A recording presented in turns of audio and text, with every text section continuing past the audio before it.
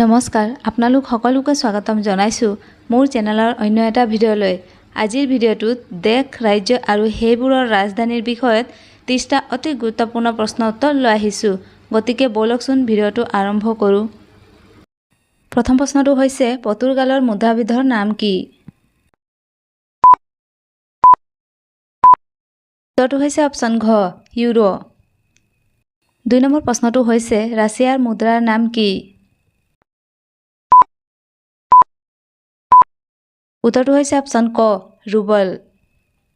3 number প্ৰশ্নটো হৈছে ছুইজাৰলেণ্ডৰ মুদ্ৰাৰ নাম কি? উত্তৰটো হৈছে অপশ্যন গ ছুইছ ফ্ৰেংক। 4 নম্বৰ প্ৰশ্নটো হৈছে বাৰ্মুডাৰ ৰাজধানী চহৰখনৰ নাম কি? উত্তৰটো হৈছে অপশ্যন খ হেমিল্টন। 5 নম্বৰ প্ৰশ্নটো হৈছে আৰ্জেণ্টিনাৰ ৰাজধানী চহৰ কি? উত্তৰটো হৈছে অপশ্যন ঘ বুয়েনছ এয়াৰ্ছ। 6 নম্বৰ প্ৰশ্নটো হৈছে ব্ৰাজিলৰ ৰাজধানী কি? উত্তৰটো হৈছে অপশ্যন ঘ ব্ৰাছিলিয়া। 7 নম্বৰ প্ৰশ্নটো হৈছে কলম্বিয়াৰ মুদ্ৰা কি? শুদ্ধ উত্তৰটো হৈছে অপশ্যন ক পেছো। 8 নম্বৰ প্ৰশ্নটো হৈছে তুৰ্কীৰ ৰাজধানী চহৰখনৰ নাম কি?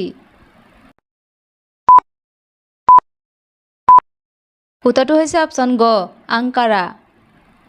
9 নম্বৰ প্ৰশ্নটো হৈছে এদিনীয়া আন্তৰ্জাতিক ক্ৰিকেটত সৰ্বোচ্চ 219 ৰান সংগ্ৰহ কৰি অভিলেখ সৃষ্টি কৰা খেলুৱৈজনৰ নাম কি?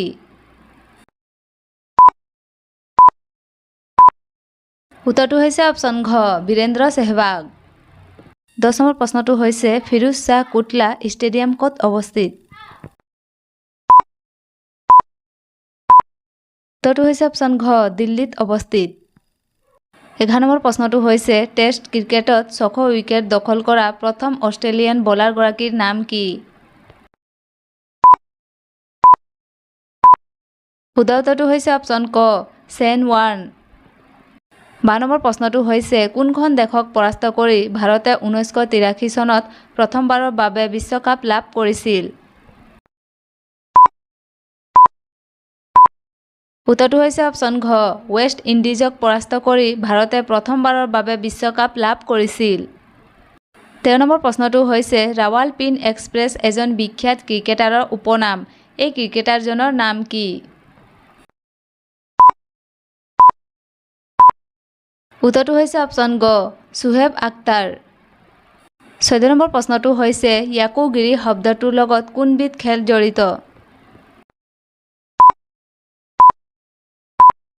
শুদ্ধ উত্তৰটো হৈছে অপশ্যন গ কাৰাটে খেল জড়িত। 15 নম্বৰ প্ৰশ্নটো হৈছে 1983 চনত ভাৰতে প্ৰথমবাৰৰ বাবে বিশ্বকাপ ক্ৰিকেটৰ খিতাপ দখল কৰে। ভাৰতীয় দলৰ অধিনায়ক কোন আছিল?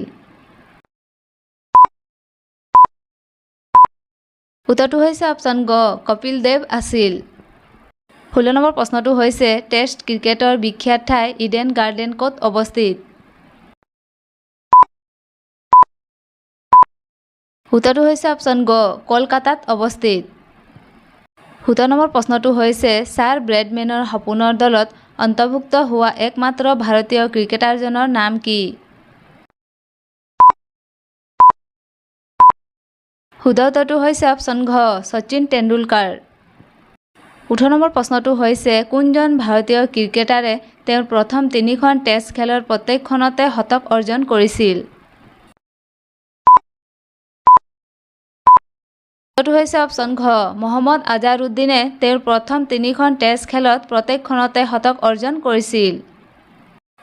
19 নম্বৰ প্ৰশ্নটো হৈছে পাকিস্তানৰ কোনজন ক্ৰিকেটাৰে মাত্ৰ 37টা বলত এদিনীয়া আন্তৰ্জাতিক খেলত দ্ৰুততম অৰ্জন কৰিছিল?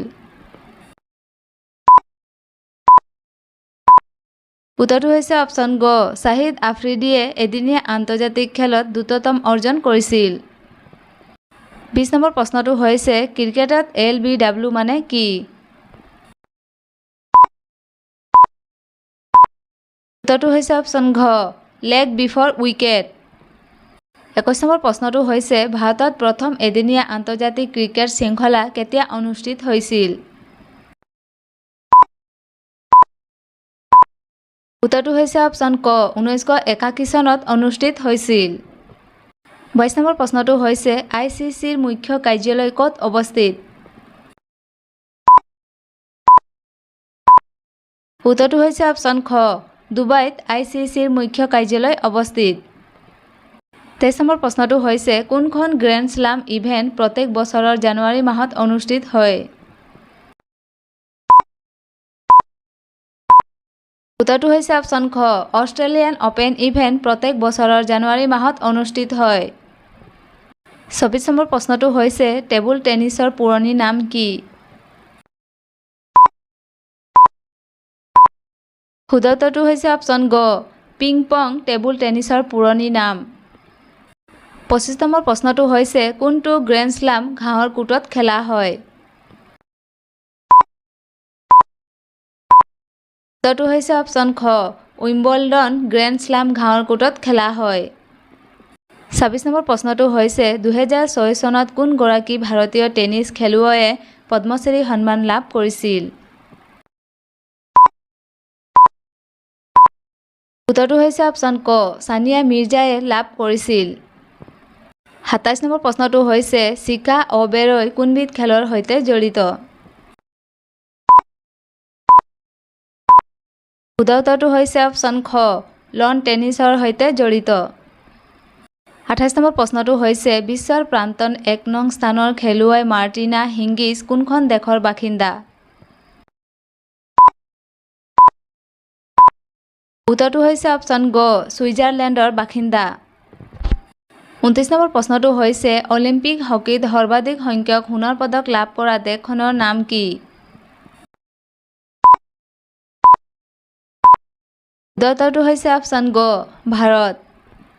30 নম্বৰ প্ৰশ্নটো হৈছে কোন বছৰত হকীক অলিম্পিক খেলত অন্তৰ্ভুক্ত কৰা হৈছিল? শুদ্ধ উত্তৰটো হৈছে অপশ্যন গ 1920 চনত হকীক অলিম্পিক খেলত অন্তৰ্ভুক্ত কৰা হৈছিল। প্ৰশ্ন উত্তৰবোৰ চাই যদি ভাল পাইছে তেন্তে প্লিজ লাইক কমেণ্ট শ্বেয়াৰ কৰি যিসকলে এতিয়ালৈকে মোৰ চেনেলটো ছাবস্ক্ৰাইব কৰা নাই প্লিজ ছাবস্ক্ৰাইব কৰি ল'ব।